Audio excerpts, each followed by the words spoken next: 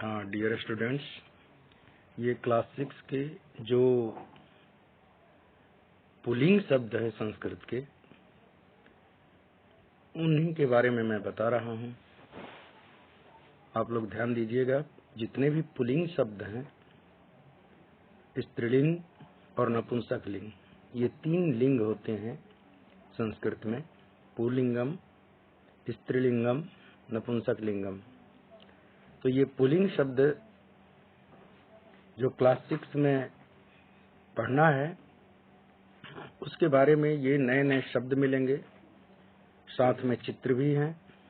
इन चित्रों को देखना है और उसके बारे में आपको जानकारी करनी है।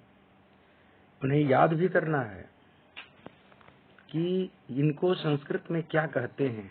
ये शब्द हैं, देखें ध्यान से। ये देखिए, कृषकः। अब ये संस्कृत में कृषकः को क्या कहते हैं? तो ये कृषकः को हम कहते हैं किसान। क्या बोलते हैं इसे? किसान। तो ये आपको ध्यान में रखना है कि संस्कृत में किसान को क्या कहेंगे? तो कृषकः। ऐसे ही वृषभः है। वृषभः का अर्थ क्या होता है? तो बैल। इसको क्या कहेंगे? वृषभः मीन्स बैल या सांड। भल्लुकः। भल्लुकः का अर्थ होता है भालू। इसको हम क्या कहते हैं? भालू। ये हो गया संस्कृत में। इसको क्या बोलते हैं? भल्लुकः। तो भल्लुकः मीन्स भालू। ऐसे ही आप नीचे देखेंगे, ये फ्रॉग है, मेढक। इसको संस्कृत में क्या बोलते हैं? तो मंडूकः। इन सारे शब्दों को आप अपनी कॉपी में लिखेंगे और याद करेंगे। ये आपके लिए सब देखिए पुल्लिंग शब्द है। क्यों? इनकी पहचान है कि जैसे पीछे क्या दिया हुआ है? कृषकः, तो विसर्ग है, अ है और विसर्ग है। वृषभः, जैसे मैं बताया था कि किसी का भी नाम हो, जैसे राकेश हो तो राकेशः। प्रथमा विभक्ति एक वचन में होता है, तो पुल्लिंग शब्द ऐसे ही होते हैं। वृषभः, भल्लुकः, सब में अह पीछे। मंडूकः, कपोतः, पर्यंकः। तो इसमें 3 चीजें आपको करनी है। पहले तो उच्चारण करना है कि कैसे इसका उच्चारण करना है। दूसरी बात है, इसका अर्थ समझना है हिंदी में कि इसको हिंदी में क्या कहते हैं। और तीसरी जो बातें हैं मेन, वह पुल्लिंग शब्द है, ये जानकारी में रखना है कि इसकी पहचान क्या है। तो अह विसर्ग, अह जब कहते हैं तो क के बाद विसर्ग आता है, तो अह हो गया। तो ऐसे ही मंडूकः यानी मेढक। अब यहाँ पर मेढक, इसको इंग्लिश में क्या कहते हैं आप लोग? फ्रॉग। इसको बोलते हैं फ्रॉग। इसको मेढक भी बोलते हैं। ऐसे मेढक स्पष्ट नहीं चल रहा है यहाँ पर, फिर भी मैं मीनिंग बता देता हूँ, आप लोग खुद से लिख सकते हैं। कपोतः, कपोतः का अर्थ होता है कबूतर। ये जो कपोता है, इसको हम बोलते हैं कबूतर, पिजन। ऐसे ही है पर्यंकः। पर्यंकः का अर्थ होता है पलंग। नीचे देखेंगे, ये है आपका टेलीफोन। टेलीफोन को संस्कृत में कहते हैं दूरभाषः। भाष शब्द, भाष क्रिया है, भाष का अर्थ होता है बोलना, और दूरभाषः मतलब दूर से बोलना। दूरभाषः टेलीफोन को कहते हैं इसलिए कि दूर की आवाज उसमें आती है, और आप जब वहां से फिर बोलते हैं तो दूसरे जगह तक आवाज जाती भी है। तो इसमें क्या होता है? दूरभाषः यानी दूर की आवाज के सुनना और फिर वहां तक भेजना, ये दोनों काम इसमें होता है। अब देखिए काकः। काकः का अर्थ क्या होता है? कौवा।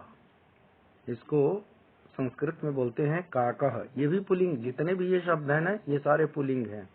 काकः का अर्थ होता है कौवा। इसका मीनिंग याद करना है। सारे बच्चे याद कर लेंगे तो आगे पढ़ने में बहुत आसानी होगी। क्योंकि इन शब्दों का प्रयोग खूब होता है। शौचिकः, शौचिकः का अर्थ होता है दर्जी। शौचिकः का अर्थ क्या है? दर्जी, टेलर। तो ये अगर आप याद कर लिए तो फर्स्ट टेस्ट की तैयारी करीब करीब हो जाती है, क्योंकि इसी तरह के चित्र दिए जाते हैं और पूछा जाता है कि संस्कृत में इसे क्या कहते हैं। PT1 जो होगा आपका, तो उसमें इस तरह के जरूर प्रश्न रहते हैं। ये दे दिए जाएंगे चित्र और पूछे जाएंगे, उसके नीचे फिल इन द ब्लैंक्स दे दिया जाएगा कि इसको संस्कृत में क्या कहते हैं, या संस्कृत में वर्ड दे दिया जाएगा उसको हिंदी में क्या कहते हैं। तो आपके लिए ये बहुत ही उपयोगी है। काका मीन्स कौवा, शौचिका मीन्स दर्जी। ऐसे ही आपको अब स्त्रीलिंग शब्द आएंगे। ये देखिए, स्त्रीलिंग शब्द की क्या, इसकी पहचान क्या है? तो पीछे अंत में इसके आ जो रहेगा वह स्त्रीलिंग है। ई भी रहता है, जैसे देवी, तो यहाँ पर ई भी रहता है, और नी भी रहता है, नी या नी, नी या नी। ये तीन तरह से इसको हम स्त्रीलिंग बनाते हैं, किसी भी वर्ड को, आ से, ई से, नी और नी से। जैसे सूचिका, सूचिका देखते ही आपको पता हो जाएगा, पता होनी चाहिए कि सूचिका का अर्थ क्या होता है? सुई। सुई स्त्रीलिंग शब्द है, इसलिए इसको सूचिका संस्कृत में बोलते हैं।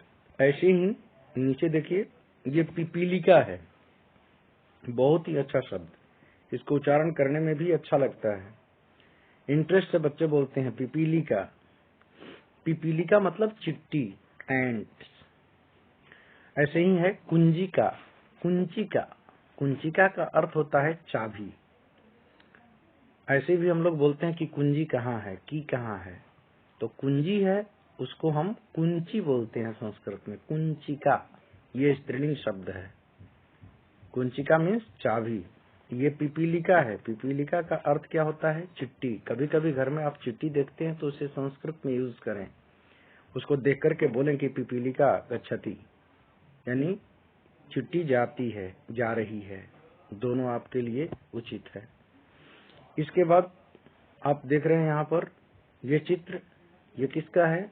साइकिल का है। अब साइकिल आप लोग खूब चलाते हैं, लेकिन उसको संस्कृत में क्या कहते हैं ये नहीं जानते हैं, तो इसका कभी कभी आप प्रयोग यदि कर देते हैं तो आपका ये जो मीनिंग है संस्कृत में याद रहेगा। द्विचक्रिका, देखिए द्विचक्रिका मीन्स साइकिल, द्वि मतलब दो और चक्रिका मीन्स चक्के, जिसमें दो चक्के हो उसको द्विचक्रिका कहते हैं। ऐसे ही यहाँ पर देखिए उत्पीठिका, टेबल है ये। उत्पीठिका का अर्थ क्या होता है? टेबल। ये सारे स्त्रीलिंग शब्द हैं।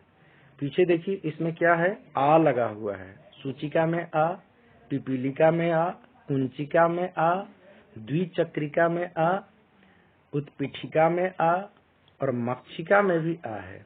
मक्षिका का अर्थ होता है मक्खी। मक्खी को संस्कृत में क्या कहते हैं? मक्षिका। तो आ है इसमें भी। इसी तरह से सीता, गीता, रीता, नाम जितने भी हैं ना ये स्त्रीलिंग शब्द, उसमें आ लगा रहता है। और नहीं तो ई, जैसे देवी, ठीक है। ऐसे ही कल्याणी, नी, तो नी, ई, नी कल्याणी, देवी, और आ से सीता, गीता जो भी है। तो इस तरह से स्त्रीलिंग शब्द तीन तरह से बनते हैं। ये तीन प्रत्यय से बनते हैं, लेकिन बच्चों तुम्हारे स्टैंडर्ड में 6 क्लास के स्टैंडर्ड में प्रत्यय अभी समझाना कठिन है। बाद में आप 7th क्लास में आएंगे या 8th में आएंगे तो आप प्रत्यय के माध्यम से ये बताया जाएगा कि कैसे आप संस्कृत में स्त्रीलिंग शब्दों का प्रयोग करते हैं और कैसे बन जाता है।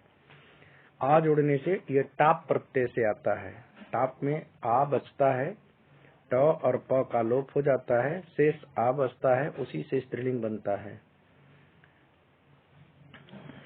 अब ऐसे ही ई से देवी इंगित प्रत्यय आता है। इंगित प्रत्यय में ई शेष रह जाता है। ऐसे ही नीणी प्रत्यय होता है। नीणी प्रत्यय से नी आता है और नी, उससे भी स्त्रीलिंग बनता है। तो तीन तरह से संस्कृत में स्त्रीलिंग शब्द बनाए जाते हैं।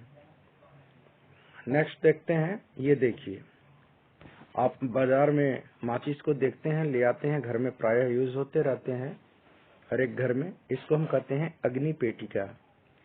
पेटिका मतलब होता है बॉक्स, और अग्नि मीन्स आग, आग का ये बॉक्स है, इसलिए इसको हम कहते हैं अग्नि पेटिका। उच्चारण सही होना चाहिए, संस्कृत में उच्चारण पर ज्यादा ध्यान दिया जाता है।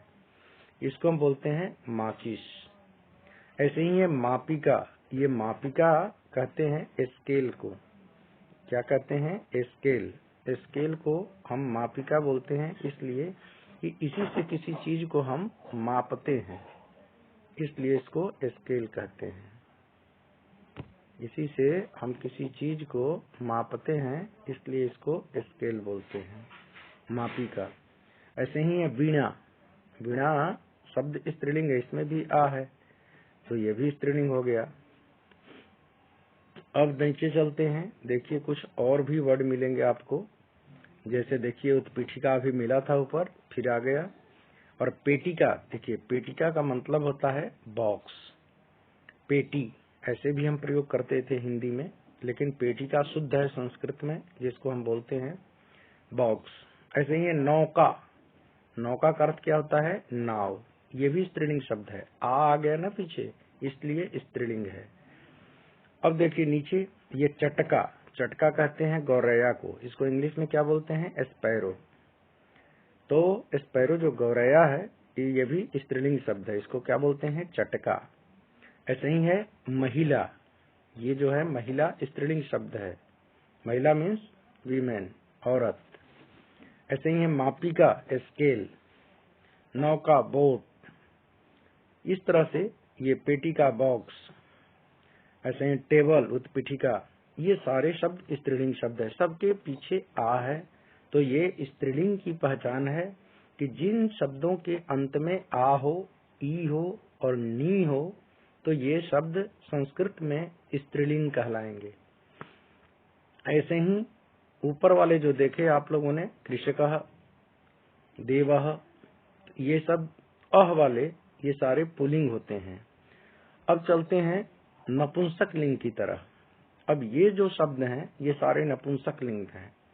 जैसे पर्णम, म है, जिसको प्रथमा विभक्ति एक वचन में अगर म लगा हुआ हो, तो उसको हम पुल्लिंग पुल्लिंग नहीं, सॉरी, नपुंसक लिंग इसको बोलते हैं। और संस्कृत में सॉरी के लिए हम सॉरी नहीं बोलते, क्षम्यताम। तो यहाँ पर क्षम्यताम। और देखिए पर्णम, पर्णम मीन्स पत्ता। अब फिर यहाँ पर देखिए खिलौना है, खिलौना को संस्कृत में क्या कहते हैं? क्रीडनकम। क्रीडनकम मीन्स खिलौना। नारियल, फल में है नारियल, नारियल को क्या कहते हैं? तो नारिकेलम। ये देख रहे हैं आप, नारिकेलम, नारियल है। ये पर्णम है, पर्णम मीन्स पत्ते, इसको बोलते हैं पत्ते, पर्णम। और ये क्रीडनकम, क्रीडनकम मतलब खिलौना, नारिकेलम, नारियल। ये देखिए सबके घर में पहले इस तरह से कंप्यूटर होता था, आज भी है, तो इसको हम संस्कृत में क्या कहते हैं, कैसे उच्चारण करते हैं, इसको ध्यान देना है। संगणकम, संगणकम यानी कंप्यूटर। उसी तरह से है वातायनम। वातायनम मीन्स खिड़की, वातायनम मीन्स खिड़की, विंडो। और सोपानम, सोपानम मीन्स सीढ़ी, सीढ़ी को हम कहते हैं सोपानम। ये क्या बोलते हैं इसको? सीढ़ी। ऐसे लैडर, इंग्लिश में क्या बोलते हैं? लैडर। ये सोपानम है, वातायनम खिड़की है। ऐसे ही नीचे देखिए, ये क्या है? उद्यानम। पार्क को हम क्या बोलते हैं? उद्यानम। उपनेत्रम, स्पेक्टकल्स, यानी ये क्या बोलते हैं? चश्मा, इसको संस्कृत में क्या बोलते हैं? उपनेत्रम। नेत्रम मीन्स नाक, नेत्र मीन्स आंख, ठीक है? नेत्रम मीन्स आंख, आंख के जो ऊपर हो, उप मतलब ऊपर, आंख के जो ऊपर हो या आंख के पास हो, उसको हम बोलते हैं उपनेत्रम, यानी चश्मा। कंकतम, कंकतम मीन्स कंघी, कॉम्ब, कॉम्ब बोलते हैं इसको, कंकतम। तो ये नपुंसक लिंग की क्या पहचान है? तो देखिए, हर एक शब्द के पीछे म लगा हुआ है, जैसे पर्णम, क्रीडनकम, नारिकेलम, संगणकम, वातायनम, सोपानम, और ये उद्यानम, उपनेत्रम, कंकतम, ये सारे शब्द नपुंसक लिंग के हैं। अब देखिए लास्ट है ये आम को क्या कहते हैं? तो आम्रम। पर्णम, पत्ते को क्या कहेंगे? पर्णम। पंखा, पंखा को संस्कृत में बोलते हैं व्यजनम। इसको विद्युत, बिजली से चलता है, इसलिए हम विद्युत व्यजनम भी कह सकते हैं। व्यजनम तो है ही, विद्युत व्यजनम भी कह सकते हैं। और हैंड फैन को व्यजनम बोलते हैं। तो इस तरह से ये आपका संस्कृत में शब्द है। और नीचे देखिए, कर वस्त्रम। कर वस्त्रम मीन्स, कर मतलब हाथ, वस्त्र मीन्स कपड़े, यानी जो हैंकी बोलते हैं आप लोग, उसी को कहते हैं कर वस्त्रम, यानी रुमाल। सूत्रम, सूत्रम मीन्स धागा। चित्र देख रहे हैं आप लोग, ये मैं लिख दिया हूँ मीनिंग, ताकि ये संस्कृत में मैं लिख दिया हूँ। अब इस तरह से आपके पेपर में आते हैं। अब ये जो मैं लिखा हूँ ये लिखा हुआ नहीं रहेगा, आपको चित्र बना करके दे दिया जाता है और नीचे पूछा जाता है कि इसको संस्कृत में क्या कहते हैं। तो ये सब आपको खुद से करना होगा, मैं लिख दिया हूँ क्योंकि आप लोग याद कर सकें। अब देखिए, छाता है छत्रम, इसको क्या बोलते हैं? छत्रम। ठीक है। सूत्रम, धागा को बोलते हैं करवस्त्रम। ये तो इस तरह से बच्चों आप लोग इतना छोटा छोटा मीनिंग आप लोग लिख लें अपनी कॉपी में और याद कर लें, ताकि किसी प्रकार की आगे दिक्कत न हो। ठीक है। तो इतना जितना मैं बताया, पुल्लिंग, स्त्रीलिंग और नपुंसक लिंग का ये सारे उदाहरण हैं, जैसा कि मैं दिखाया आप लोगों को। बच्चों, ये वीडियो देखना, इसको देख करके जरूर सब्सक्राइब करना, क्योंकि और भी बार सारे वीडियो अभी डालने हैं 6 क्लास के लिए, ताकि आपको आसानी से संस्कृत समझ में आ जाए। और इसी तरह से डालते रहेंगे वीडियो। चलो, धन्यवाद।